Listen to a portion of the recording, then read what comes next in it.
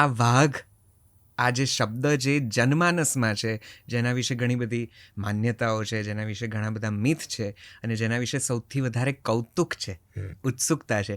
Safari કરીને જો વાઘ ના દેખાય તો તમને એમ થઈ જાય કે આપણી સફારી ફેલ ગઈ. ભલે ડ્રાય સફારી કહીએ છીએ.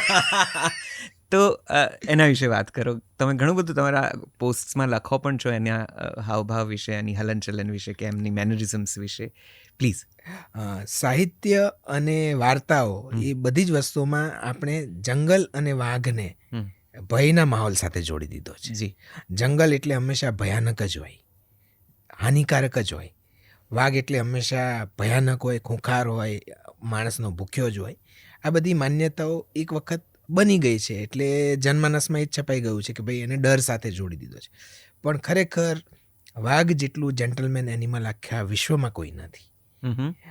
વાઘ, તમે ગમે તેટલી જિજ્ઞાસા લઈને વાઘની સામે જાઓ, પહેલી વખત જ્યારે તમે વાઘ જુઓ તો ગમે તેટલી તમારી તૈયારી હોય, એક્સપર્ટાઇઝ હોય, બધું જ એક તરફ જતું રહે.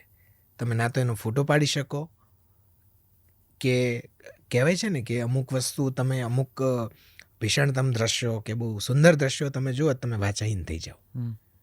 તો એ દ્રશ્યોને તમે વર્ણવી પણ ન શકો સરખી રીતે.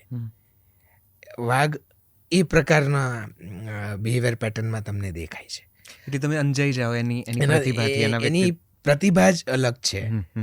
એનો ચહેરો, એનું વોક બહુ રોયલ રીતે એ ચાલે. અચ્છા. અને જંગલનો રાજા એ રીતે કે એનું પોતાનું જે અસ્તિત્વ છે ને એ આખા જંગલ પર રાજ કરવાનું છે. પોતાની ટેરેટરી બનાવશે અને પોતાની ટેરેટરીને સાચવીને રહેશે. આખી ટેરેટરીમાં ચાલશે, આખી ટેરેટરીને માર્ક કરશે. અને કોઈ સરસ મજાનું કોઈ ઝાડ હશે, એ ઝાડ ઉપર ઊંચી છલાંગ લગાવીને પોતાની નહોરથી માર્ક કરશે અને ત્યાં યુરિન સ્પ્રે કરશે. એ એની ટેરેટરી માર્કિંગ બિહેવિયર પેટર્ન છે. એ મેલ ટાઈગર હોય તો મેલની ટેરેટરી 90 કિલોમીટર સુધી વિસ્તરી શકે છે. ઓહો. અને ફિમેલ હોય તો 60 થી 70 કિલોમીટર સુધી વિસ્તરી શકે છે. ઓકે.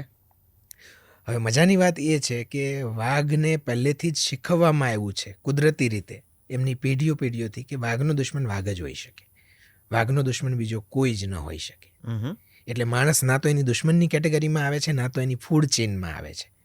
એ બહુ સારી રીતે જાણે છે કે માણસ એ મારો ખોરાક જ નથી, એટલે એ માણસ પર ક્યારેય અટેક ન કરે જ્યાં સુધી માણસ એને સળી ના કરે, જ્યાં સુધી માણસ એક મર્યાદા કરતાં વધારે એનાથી નજીક ન જાય.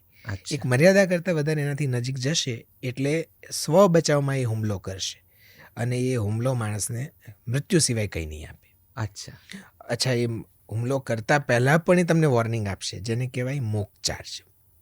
Mock charge? યસ. એટલે દરેક ટાઈગર પહેલાં એક મોક ચાર્જ કરે છે અને મોક ચાર્જ કરી અને એક ડિસ્ટન્સ પોતે જ બનાવી લે છે. એટલે સૌથી પહેલાં તો આપણે એ સમજવું બહુ જરૂરી છે કે આપણે વાઘના ઘરમાં છીએ, વાઘ આપણા ઘરમાં નથી. વાહ. ક્યારેક આપણે એવું વિચારીએ કે ભાઈ રસ્તા વચ્ચે વાઘ આવ્યો, પણ વાઘ રસ્તા વચ્ચે નથી આવ્યો, રસ્તો જંગલ વચ્ચે ગયો છે. તો રસ્તો જ્યારે જંગલ પસાર કરતો હોય તો જંગલની એટીકેટી અને એના ઘરની એટીકેટી આપણે સાચવવી એ જ આપણી ફરજ છે. રાઈટ. વાઘ હંમેશા તમને મોક ચાર્જ કરીને તમને વોર્ન કરશે કે તમે મારા ઘરમાં છો અને મારી તાકાત કદાચ તમારી કલ્પના કરતાં પણ વધારે છે, પણ હું તમને એ તાકાત બતાવું એ પહેલાં તમે રસ્તો બદલી લો. જીમ કોર્બેટે એમની નવલકથામાં લખ્યું છે કે ડિકાલાના મેઇન ગેટથી તમે કેમ્પસ સુધી જાઓ છો ડિકાલાના, એટલે 36 કિલોમીટરના અંતરમાં તમને વાઘે 99 વખત જોયા છે, તમે વાઘને એક જ વખત જોઈ શકશો.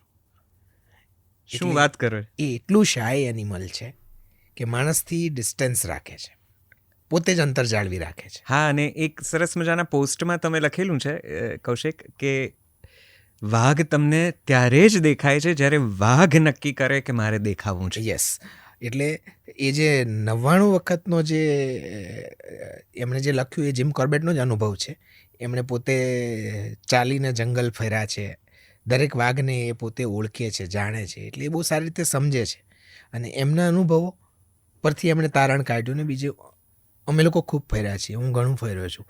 તો વાઘની મરજી નહીં હશે તો ગમે તે થઈ જશે, વાઘ બહાર નહીં જ નીકળે એટલે નહીં જ નીકળે.